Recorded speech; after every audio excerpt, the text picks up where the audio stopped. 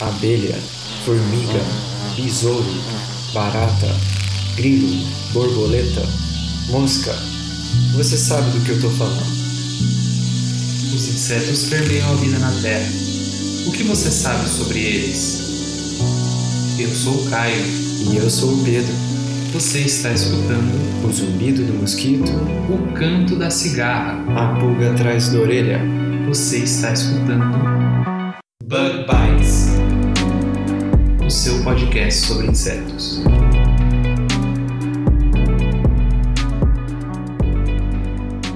Estamos começando mais um Bug Bites. Falando diretamente da Toca do Besouro Studios. Mas será que seria a Toca do Besouro ou Delegacia do Besouro? Produção, dado o nosso episódio de hoje, é bem capaz que seja a Delegacia do Besouro, viu? É isso aí, finalmente a gente vai falar sobre entomologia forense. Um assunto que a gente já prometeu várias vezes, mas dessa vez a gente conseguiu. Marcamos uma entrevista com o Vitor Botion, que é um entomologista forense. Pedro, mas antes disso, eu separei alguns recadinhos aqui. E o primeiro deles é sobre a campanha desse mês, que é sobre o Novembro Azul. O Novembro Azul, ele tem como objetivo da conscientização de doenças comuns entre homens, inclusive o câncer de próstata. A causa maior de morte em homens no Brasil, contudo, são doenças do sistema circulatório. É isso mesmo, produção. É importante o homem também se conscientizar dessa doença que é extremamente importante. O câncer é a terceira causa de morte entre homens no Brasil. O segundo mais frequente é o de próstata. E trata-se de uma doença muito comum, mas que por medo ou desconhecimento, muitos homens evitam conversar sobre essa doença. E a melhor maneira de se prevenir em relação ao câncer, bem como qualquer outra doença, é sempre fazer visitas periódicas ao médico e tomar atitudes saudáveis, que fazem bem para a vida. E nesse Novembro Azul, o Ministério da Saúde preparou 6 dicas importantes para uma vida saudável. Hoje a gente vai falar da primeira delas, que é ter uma alimentação saudável. Isso aí, Pedro. Frutas, legumes, verduras e cereais integrais protegem contra o câncer. Faça de produtos naturais a base da sua alimentação. Se você reduzir a ingestão de gordura, sal e açúcar, com isso você já reduz também a chance de desenvolver doenças do sistema circulatório, diabetes, entre outras. E se você quiser mais informações e dicas, a gente vai deixar um site com dicas na descrição desse episódio e também lá no nosso site. A prevenção é sempre o melhor remédio. E produção, que outros recados a gente tem essa semana? Gente, essa semana o Caio deu uma entrevista super legal lá no Rádio USP, onde ele conversou sobre o Bug Bites. Foi muito legal e quem quiser escutar o programa e ler a matéria, vamos deixar o link na descrição também. Essa semana a gente também tem um recado do pessoal do GPEG, que é o Grupo de Estudos e Pesquisa em Entomologia Geral da UFSCar do campus de Araras. Eles estão realizando o primeiro ciclo de cursos em entomologia. O primeiro minicurso foi super legal, mas ele já rolou, e foi justamente sobre entomologia forense. E hoje a gente vai anunciar o segundo minicurso desse ciclo, que vai ser sobre entomofagia, que é o uso de insetos na alimentação humana e de outros animais. Este curso vai ocorrer no dia 23 de novembro deste ano, lá no campus de Araras da UFSCar. E para quem ficou interessado, o curso será ministrado pela doutoranda Natane Sibon Purgato, que ela é lá do IB Unicamp. As inscrições serão realizadas a partir do dia 5 de novembro e o investimento é de apenas R$ 5,00. O minicurso vai ter duração de 8 horas, ou seja, ele começa de manhã e acaba no final da tarde. E vai ter até certificado de participação. Quem ficou interessado, a gente vai deixar o link da página deles no Facebook para você poder entrar em contato por lá. E atenção que lá vem spoiler, hein? A gente vai lançar em breve aqui no Bug Bites cartões de Natal de insetos. Para você presentear sua família, seus amigos, a sua namorada, o seu namorado, a galera do seu laboratório, aquele seu professor de entomologia que você gosta. E essa vai ser uma parceria que a gente está fazendo com a nossa amiga Isadora, do Instagram Amor por Flor. A gente vai deixar o link do Instagram dela para vocês darem uma olhada que legal esse trabalho que ela está realizando. E é claro que eu vou postar uma foto lá no nosso site de como estão ficando esses cartões lindos. Não deixem de conferir. Estão ficando muito bonitos de fato. Mas pessoal, vamos ficando por aqui, né, nessa nossa introdução, porque o episódio de hoje está um pouquinho longo e então a gente vai ter que pular a curiosidade dessa semana. Vamos lá pro episódio? Vamos lá então. Vamos lá, galera.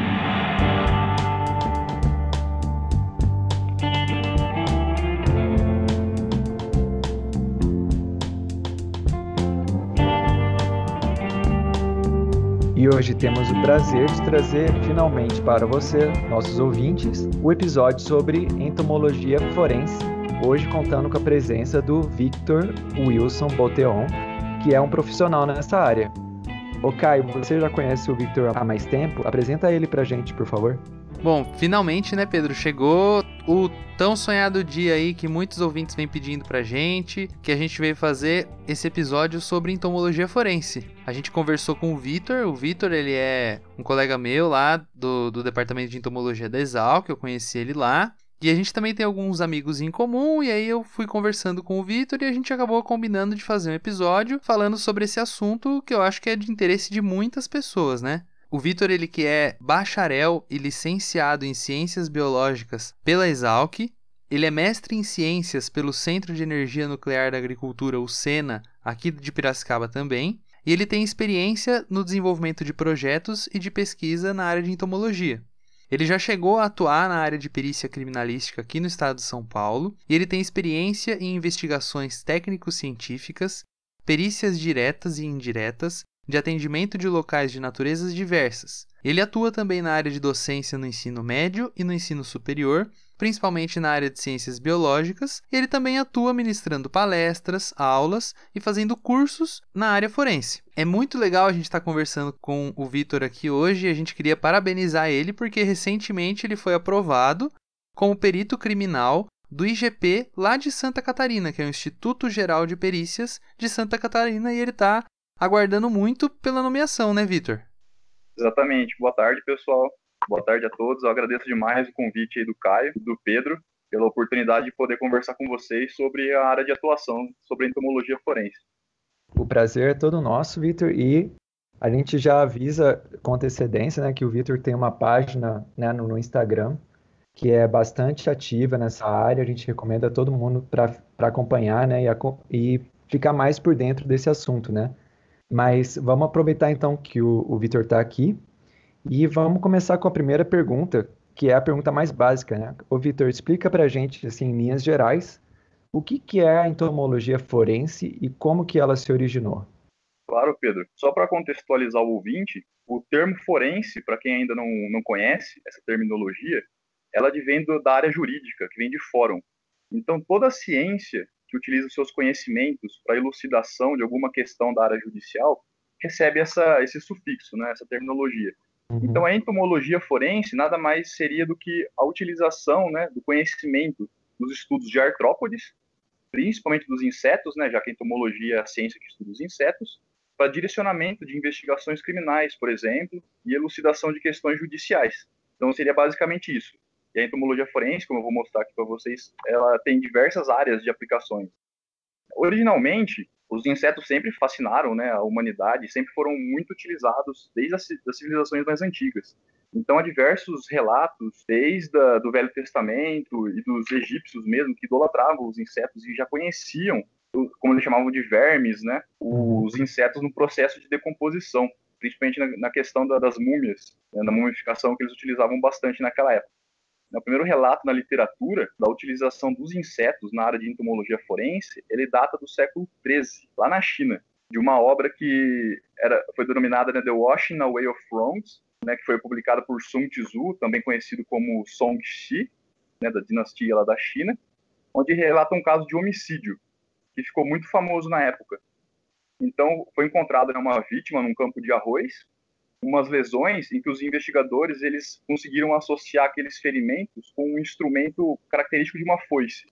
Então, o que o investigador, muito sagaz, o que ele fez? Ele pegou todos os camponeses da região, ali da área, que trabalhavam com aquele determinado tipo de instrumento, enfileirou todo mundo e apreendeu todo esse tipo de instrumento. E eles começaram a perceber que um desses instrumentos, né, uma dessas foices, começou a ter sobrevoar um pouco de moscas em cima dessa foice. E foi aí que eles começaram a apertar esse indivíduo, né, o principal suspeito, e ele acabou confessando o crime. Né? Vocês conheciam essa história? Sim, eu já tinha ouvido falar. Até é muito interessante, né, que já naquela época, né, naquele tempo, já tinha toda essa sagacidade, né, da investigação, você propor hipóteses, né, nesse caso, usando o cheiro, né, como atrativo da mosca, né? Você sabe se a mosca califorídeos, provavelmente, ou não se sabe bem essa parte da história? Naquela época não se sabia, né, essa parte de classificação, mas bem provável que seria uma mosca mesmo varejeira, provavelmente da família California, mas né, não se sabe ao certo. Muito legal. Olha, eu não sabia dessa história aí não, achei muito, muito interessante, muito legal. É o primeiro registro da utilização da entomologia forense na história, né? Uma resolução de um crime. E é bom enfatizar que, como você falou antes, né, das questões judiciais, né, que mais para frente a gente vai perguntar para você, né, sobre, né, essa área mais multidisciplinar da entomologia forense, mas que começou mesmo com uma resolução de homicídio, né, de crime, né?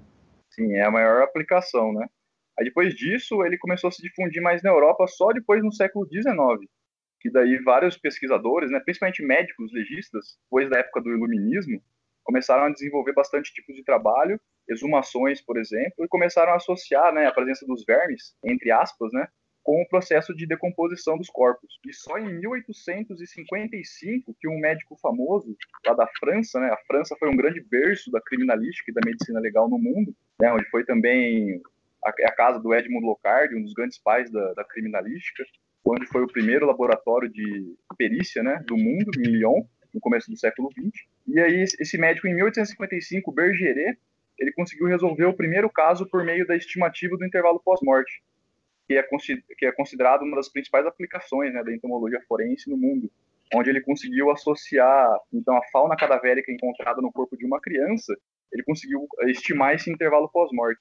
E esse é um conceito bem central, né, assim, da entomologia forense aplicado à resolução de crimes, assim, né, de decomposição, né, de cadáveres e tal. Sim, a aplicação na área da médico legal, né, da medicina médico legal, isso. E, Vitor, sobre esse intervalo pós-morte, né, fala só um pouquinho para a gente qual que é o raciocínio que está por trás dessa estimativa. Na verdade, existem alguns métodos, né, algumas metodologias para você conseguir fazer essa estimativa. Geralmente, essa estimativa é feita por sinais tanatológicos. O que seria isso, né? A tanatologia é a ciência que estuda a morte.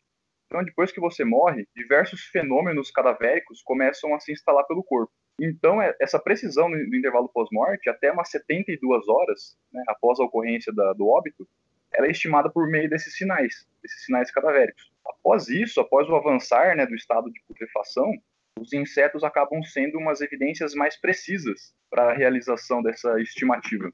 E, geralmente ela se dá com um conhecimento muito amplo de entomologia, né? O entomologista forense ele precisa conhecer muito sobre comportamento, biologia, ecologia e todo o ciclo de vida das espécies que ele encontra colonizando um cadáver.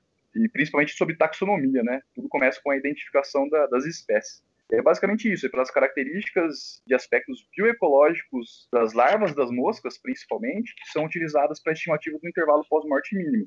Quando o corpo está muito em estado de putrefação, né, avançada, utiliza-se estudos sobre o processo de sucessão entomológica, né? Como a entomofauna ela se sucede na instalação, na colonização de determinada carcaça. Então, aí outras ordens começam a ser mais estudadas, principalmente como os coleópteras, que são outra ordem de grande importância de indicação forense, nessa estimativa de intervalo pós-morte. Só lembrando o ouvinte, né, e essa estimativa nunca é 100% precisa.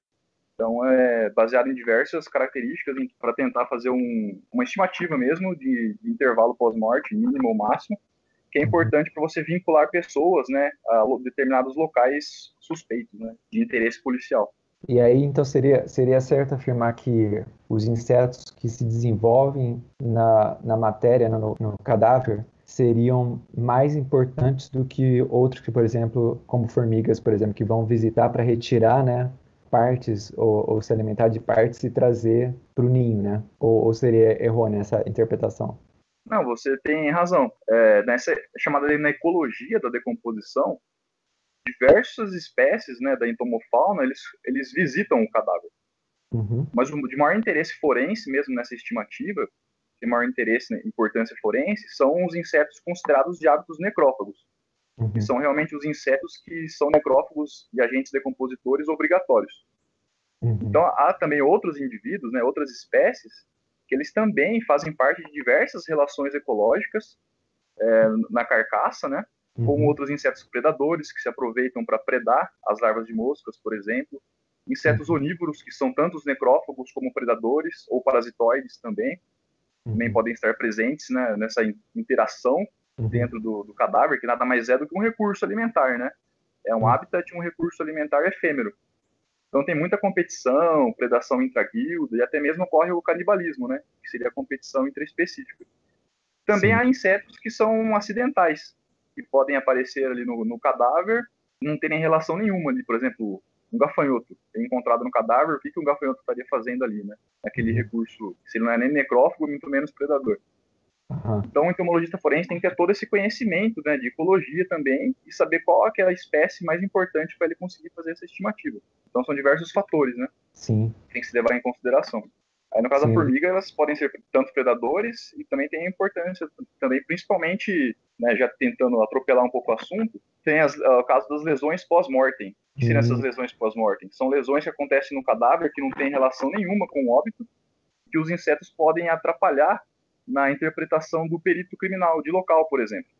Então tem casos famosos que as formigas atacam bastante o corpo, né, depois da morte, e pode confundir na traumatologia, né, no estudo, na análise dos ferimentos do cadáver. Então tem um caso famoso, por exemplo, em que o perito ele confundiu a ação do ácido fórmico da formiga com a ação de ácido sulfúrico. Ele achou que determinada criança tinha morrido por vitriolagem, né, que é o arremesso de ácido sulfúrico. Na verdade, é o efeito do ácido fórmico de uma invasão muito grande de formiga que estava se alimentando do corpo após a morte, né? Bem interessante. Então, a entomologia forense, ela, nesse caso, né, na medicina legal, né, ela pode tanto ajudar a colocar, né, uma hora, uma região, né, às vezes, como você falou bem, né, é uma área tão interdisciplinar, né, que você leva em conta o comportamento, a taxonomia e até a distribuição das espécies, né, para ver se um corpo foi transferido de um lugar para outro, né. Eu fiquei imaginando no seu exemplo do gafanhoto, né. Às vezes o gafanhoto nem é um inseto que está ali na função de decomposição, né, do cadáver, mas ele ter sido encontrado naquele corpo pode trazer uma informação sobre a localização, né, sobre a história do crime, né? Perfeito. Pela distribuição geográfica, né, pelo endemismo, você consegue fazer essas estimativas se um corpo foi translocado de uma região para outra. Sim. Se ele foi morto, né, na cidade, na zona urbana, e foi desovado, né, por ocultação de cadáver na zona rural. Então são diversas aplicações. E do que você colocou é bem importante, né, que tem esses insetos que são os necrófagos, né, que vão se desenvolver, né, tem o seu ciclo de vida no cadáver, né. A gente está bem familiarizado com as moscas, né, mas eu queria só fazer um parênteses, né, sobre os besouros da ordem Dermestidae, né, que são aqueles besouros que também são usados em zoologia, né, para limpar a carcaça quando você, por exemplo, tem uma ossada de um bicho, né, de algum animal que vai ser estudado, né, em museus de zoologia é muito utilizado, né, as larvas de Dermestidae pela sua habilidade, né, de comer a matéria orgânica, né, que deixando só os ossos bem limpinhos, né. Perfeito. Que é muito legal, né, nesse uso, mas também os besouros Dermestidae são pestes importantes para quem tem tapete, né, carpete, aí eles já são bem problemáticos, né? Exatamente.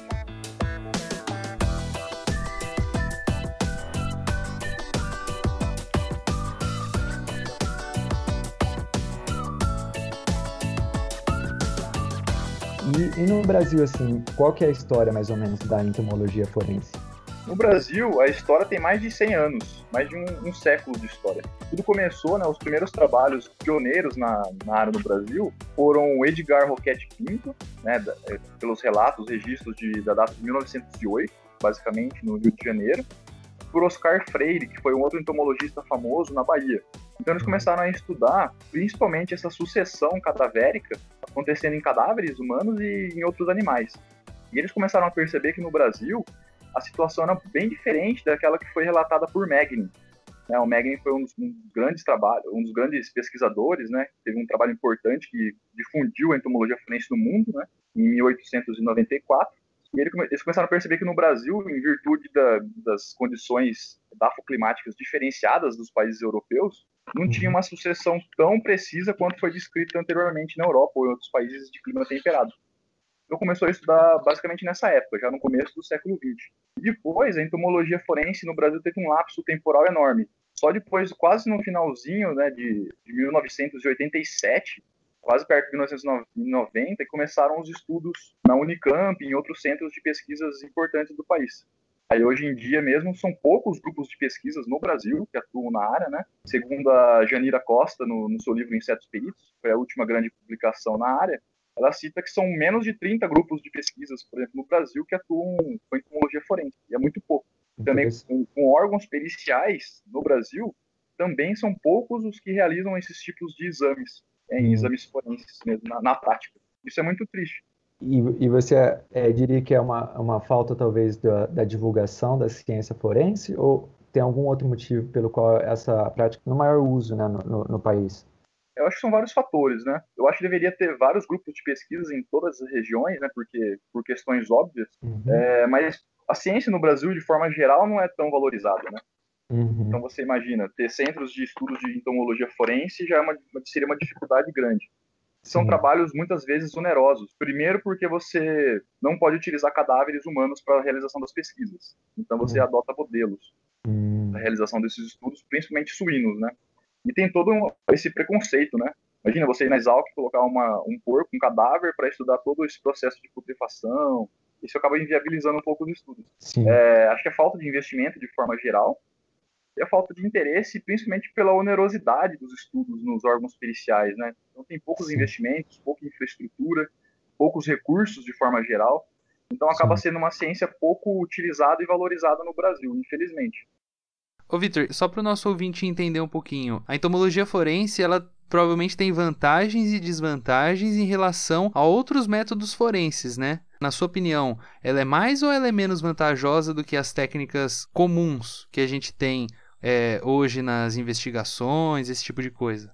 Então, depende muito dos seus recursos, né? O que você tem disponível para analisar e a sua pergunta, principalmente. Então, qual que seria a sua pergunta? A entomologia forense ela pode disponibilizar alguns elementos importantes para a investigação.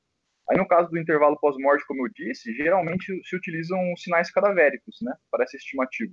Porém, quando está em um estado avançado de putrefação, os insetos seriam aí uns recursos muito importantes, né? Os dados entomológicos seriam importantes nessa estimativa. Só que vários fatores influenciam nessa análise. Primeiro, são poucos especialistas no Brasil. Então, não tem peritos especialistas nos órgãos oficiais do Estado, né, a Polícia Federal. São poucos os que realmente dominam o assunto. Você não tem recurso, né, suficiente para fazer esses tipos de análise. Então, aí está a importância de você fazer a associação entre os órgãos periciais e a academia.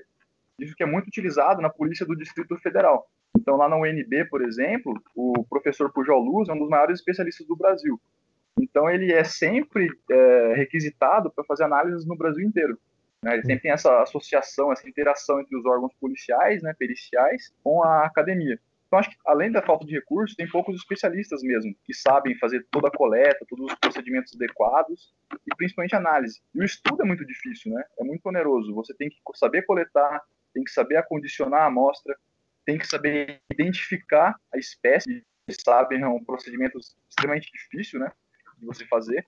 Muitas vezes você tem que criar em laboratório o inseto até chegar à fase adulta, para você fazer a estimativa pós-morte e a própria identificação. Eu acho que todos esses fatores acabam influenciando. Então depende muito da sua pergunta, qual que é a resposta que a determinada técnica forense vai disponibilizar, né? Eu vou até colocar um gancho nisso que você falou, né? Você tinha comentado antes, né, sobre a dificuldade de desenvolver esse tipo de pesquisa no Brasil, né, que você vai usar, por exemplo, modelos como suínos e tal, mas o não desenvolvimento acaba também limitando muito o tipo de investigação que pode ser feito, né, porque esse tipo de sucessão ecológica, né, como você falou, pode ser afetado, né, pela região, por características muito típicas do Brasil, né, por exemplo, de cada região do Brasil, de cada ecossistema, né? Você pode ter diferentes espécies que se comportam de diferentes maneiras. Então, o estímulo para esse tipo de pesquisa no Brasil deveria ser maior, né, para poder se utilizar essa informação que talvez só esteja disponível em contextos como, por exemplo, em outros países, né, onde se desenvolve as referências que talvez sejam mais usadas pelos entomólogos forenses, né? Perfeito. Você não consegue extrapolar essas informações de outros países para a situação, para o cenário do Brasil. E só para dar uma ideia para nós e para o ouvinte, né? Quais são esses fatores, por exemplo, hipoteticamente, né, ou se você lembrar de algum caso mais específico, que poderiam ser mais específicos, por exemplo, do Brasil em comparação aos Estados Unidos ou um outro país primeiro mundo, assim, né, onde talvez essa área seja mais desenvolvida? Quais que seriam alguns fatores ambientais e biológicos que podem afetar a sucessão ecológica? Então, cada bioma, né, possui suas características e isso vai refletir, então, na sua própria fauna e condições locais próprias. Isso vai, com certeza, né, vai influenciar bastante os padrões de sucessão em cadáveres. Os principais fatores abióticos, né, como a gente conhece, influencia diretamente no desenvolvimento de um inseto, é principalmente a temperatura, né, e a umidade relativa. Então, no Brasil, as condições climáticas elas variam muito. Não é tão uniforme quanto um país temperado, por exemplo. Então, você ter esse conhecimento da influência da temperatura no desenvolvimento, nas fases de vida do inseto, os graus dias acumulados, qual é a temperatura base, né, limiar de inferior mínimo para o desenvolvimento do inseto, como as condições climáticas de forma geral vão influenciar, né? Tudo isso vai impactar nas pesquisas. Como você vai utilizar esses dados para você fazer os seus estudos na área prática, né? Porque no Brasil os estudos são feitos em outros modelos, né? Então você sempre compara com, por exemplo, em estudos de sucessão, né? Padrões de sucessão da entomofauna, ou até mesmo de checklist, é sempre utilizado outros modelos de animais, como principalmente o porco. Aí nos Estados Unidos, por exemplo, como você comentou, ela tem até a presença de fazendas de corpos. Já ouviram falar? Não, nunca ouvi falar. Eu já ouvi falar, já. Fazenda de corpos lá nos Estados Unidos desde a década de 1980, que é muito comum os órgãos policiais fazerem as pesquisas e até mesmo simulações de casos em cadáveres mesmo. Então os corpos que são ali doados ou em encontro familiar, por exemplo, que fica doado em pesquisa, eles colocam em diversas condições para estudo. Isso é bastante interessante. E aqui no Brasil é uma realidade que não existe, nem mesmo para pesquisas na área médica, né? De anatomia, de forma geral.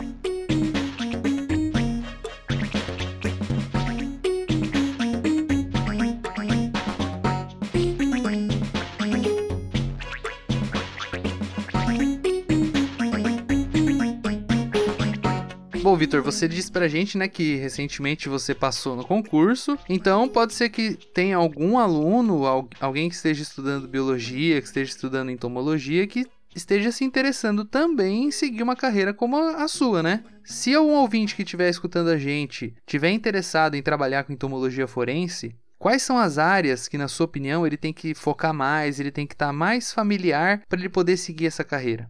Bom, uma ótima pergunta. O entomologista forense, como eu mencionei, né? Primeiro que eu não me considero entomologista forense, né? Como você me apresentou, eu sou apenas o mestre em ciências. Então, o entomologista forense mesmo, de verdade, tem que ser no mínimo ter o título de doutor, né? Ser doutor na área de entomologia. Então, como vocês observaram, o entomologista forense tem que saber de muita coisa. Tem que conhecer, então, sobre taxonomia, biologia, comportamento, ecologia de insetos. Então, quem quiser seguir essa carreira para ser um entomologista, tem que começar desde cedo, né, desde a época da graduação, a realizar pesquisas de iniciação científica na área e seguir na área acadêmica de mestrado e doutorado, no mínimo, com algum pesquisador que atua com essa linha de pesquisa especificamente. Agora, outras áreas da entomologia forense, né, além dessa mais conhecida de aplicações na área da medicina legal, o entomologista forense também pode trabalhar em outras esferas do direito, não apenas na penal, mas também na área civil.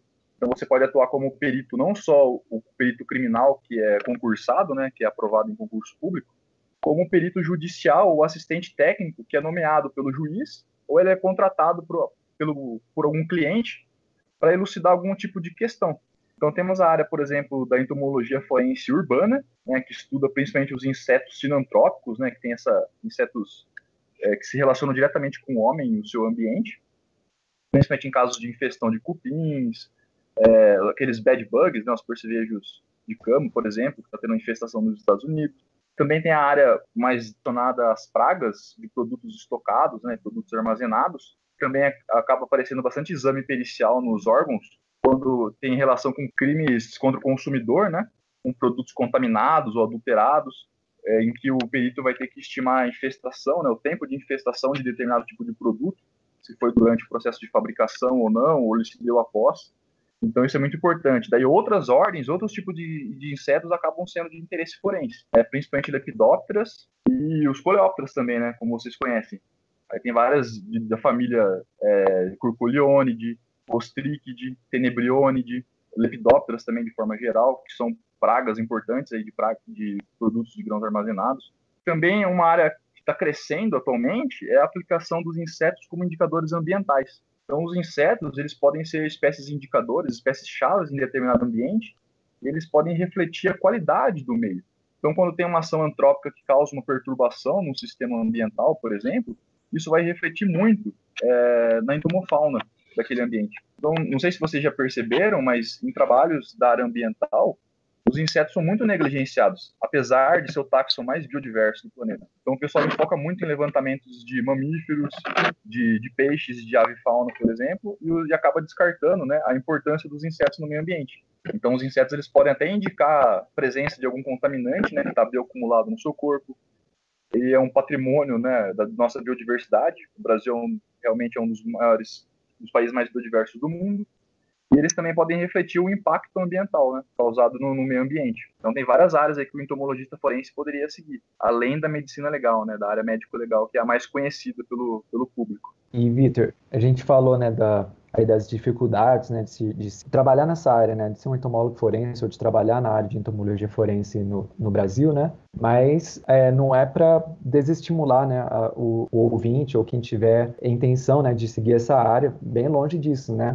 Na verdade, você provavelmente observa uma melhora, talvez, nos últimos anos, né, nessa área. A gente vê no seu Instagram que você sempre está participando de simpósios, de reuniões, né, dessa área. Qual que é a sua perspectiva, assim, né, sobre essa área para o futuro? Com certeza. Eu acho que é uma área que está crescendo no Brasil também, né, nos últimos 20 anos, acredito eu. E os pesquisadores recebem bastante alunos de iniciação científica, principalmente pelo efeito CSI, né, dos seriados, que as pessoas acabam se interessando bastante pela área forense de forma geral e começam a procurar esses centros de pesquisas da área de entomologia forense para realizar os seus estudos, né, fazer TCC, fazer iniciação científica. Então as perspectivas elas são de melhora, creio eu, né? Claro que precisa de bastante coisa para melhorar, como investimento de forma geral. Mas a população, né, o público acadêmico, tem procurado bastante essas áreas de atuação, acredito pela influência que a mídia tem, né? Pela mídia e os seriados acabam exercendo. E outros campos de pesquisas estão surgindo, né? Dentro da área de entomologia forense. Como, por exemplo, estudos que são realizados em Campinas, na Unicamp, na Unesp de Rio Claro, né, com o professor Von Zuben, como a entomotoxicologia, né, que seria a influência de substâncias ilícitas, né, no comportamento e no ciclo de vida, no desenvolvimento dos insetos de forma geral. Né, eles podem até indicar mesmo, você consegue extrair esses tipos de substâncias a partir do inseto. Então isso vem de muito antigo, né, que o pessoal percebia quando era envenenado, por exemplo, por arsênico, que tinha uma influência na colonização de determinado corpo. Né? O pessoal começava a perceber que não tinha entomofauna se instalando naquele corpo. Então, hoje em dia, várias pesquisas com diversos tipos de substâncias, como drogas, né, entorpecentes de forma geral, ansiolíticos e outros tipos de produtos, medicamentos, como influencia na entomofauna, como vai impactar na estimativa do intervalo pós-morte. Outras áreas de taxonomia vêm crescendo também, né, para facilitar a identificação das espécies, como técnicas biomoleculares, onde você utiliza o conhecimento da genética para fazer a identificação de determinada espécie de inseto. E uma área mais recente também é a quimiotaxonomia. Começa a ser estudada, investigada, principalmente por um pesquisador dos Estados Unidos, né, da Universidade de Nevada, o professor Gary Blomqvist. E no Brasil, eu acredito que tenha poucos grupos que trabalham com isso, que é a identificação de insetos a partir de hidrocarbonetos da cutícula, de exúvias, por exemplo.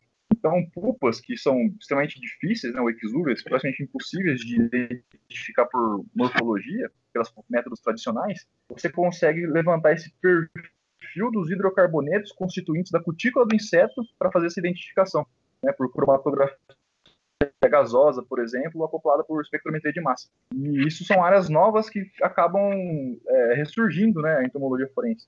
Olha, muito legal, hein? A gente até colocou, né, que é uma área multidisciplinar, mas ela é bastante multidisciplinar, né? Muito interessante. E assim, sobrepõe com várias outras áreas, como você aí mencionou, né? A parte de quimiotaxonomia, né?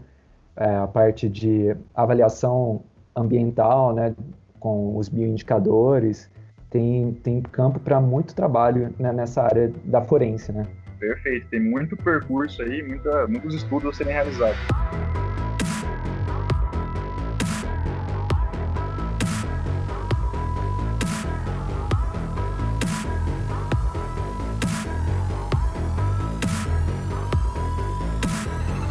E Vitor, você falou um pouquinho pra gente, né, da influência que você disse que você tem observado nos últimos anos da cultura pop, no interesse por entomologia forense, né? Conta pra gente um pouquinho o quanto que a presença da entomologia forense na literatura, nos filmes, em seriados, conta um pouquinho dessa área de atuação um pouco diferente aí da entomologia forense pra gente.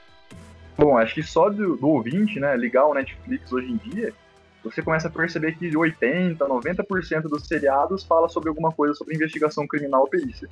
E isso daí, para mim, é um impacto muito grande nos estudos e o interesse do público de forma geral.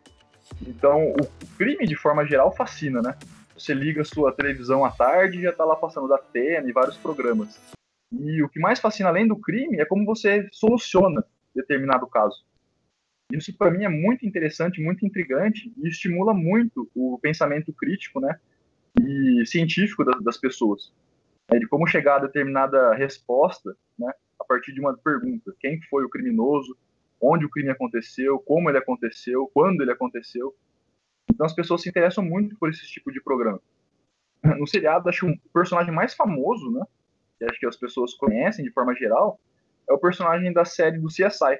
Começou, acho que nos anos 2000, esse seriado, tem inúmeras temporadas. E um personagem famoso é um entomologista forense, que ele é chamado de Grissom, né, o Gil Grissom.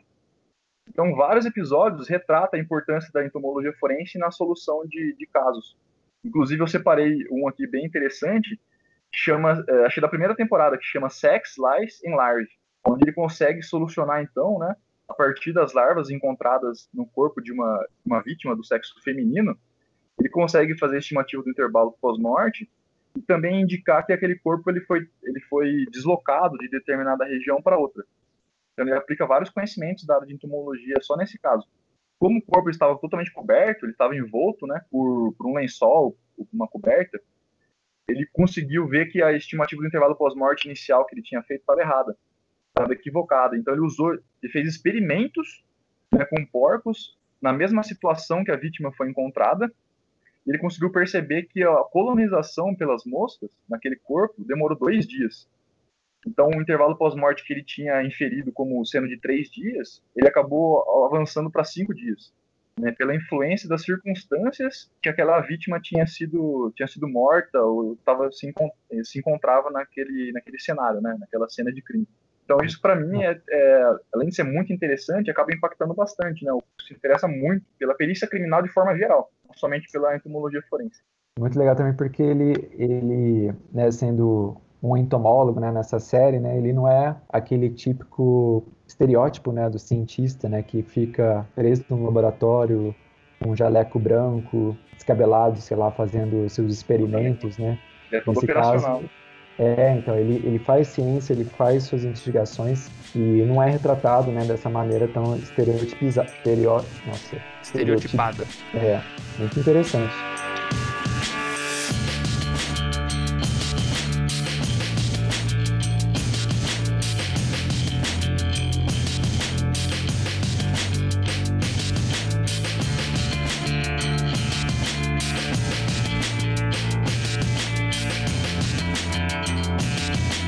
Vitor, conta pra gente por que você tá fazendo biologia e você decidiu trabalhar com entomologia forense. Essa é uma pergunta que ficou batendo na minha cabeça. O que fez você querer seguir essa área? Você ir atrás de estudar isso, prestar concurso pra isso? Queria saber. Claro. Bom, a minha história, na verdade, ela começou desde a minha adolescência, né? Eu falo dos seriados porque eu sou viciado em seriados e literatura na área de perícia criminal desde quando eu era um moleque. Então eu sempre li, sempre me interessei e comecei a biologia justamente por isso.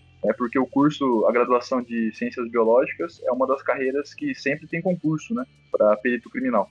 Já no meu primeiro ano da graduação, nós temos o curso de Zoologia de Invertebrados 2, né, com o professor Fernando Consoli, que nada mais é do que entomologia, né, entomologia geral das outras graduações da Exalc. E foi aí que eu fiquei sabendo, né, que um professor famoso de entomologia forense, que era da Unesp Botucatu, passou no concurso da Exalc, que foi o professor Wesley Godoy, vocês devem conhecer. Então foi a partir daí que eu já comecei a entrar em contato com o professor Wesley e já comecei a me interessar pelo assunto, né? Comecei a fazer iniciação científica com o Wesley, tive 2 iniciações científicas com ele.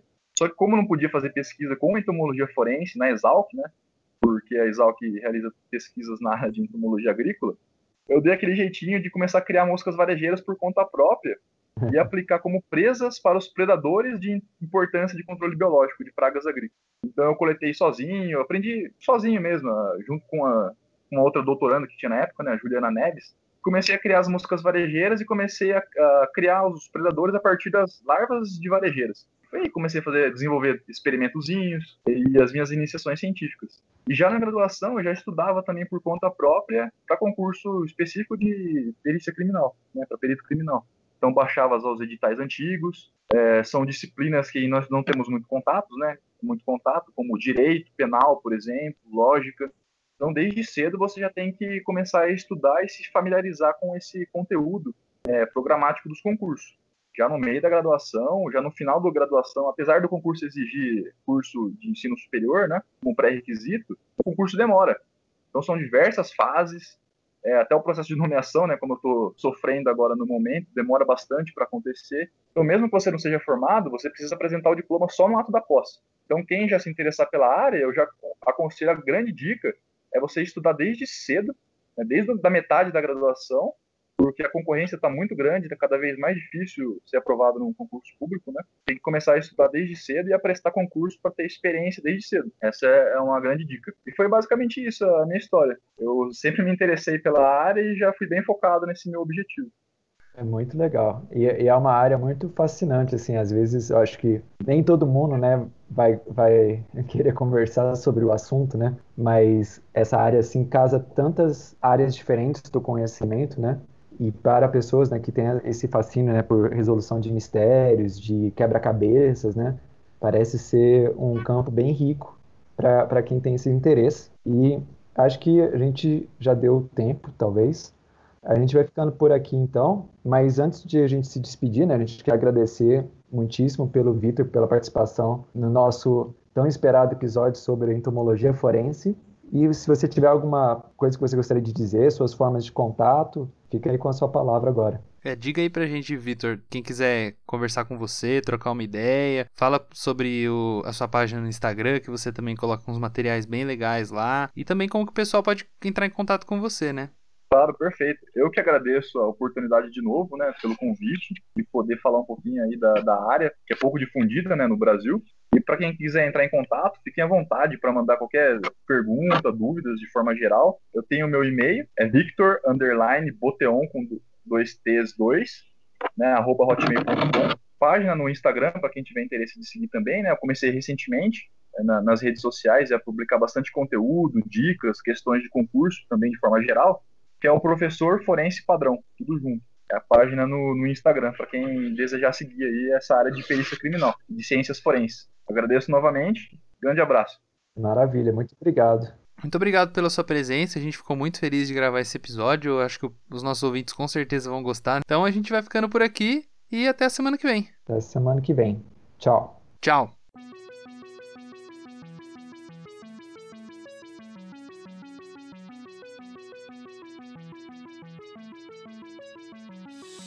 O Bug Bites é um projeto de divulgação científica relacionado aos insetos e à entomologia. Nosso conteúdo é produzido por especialistas da área e de acesso gratuito nas mais diferentes plataformas. O apoio de nossos ouvintes é muito importante. Se você gosta do nosso conteúdo, considere apoiar esse projeto. A partir de R$5 mensais, você pode apoiar o Bug Bites na plataforma Padrim. O link está na descrição do episódio.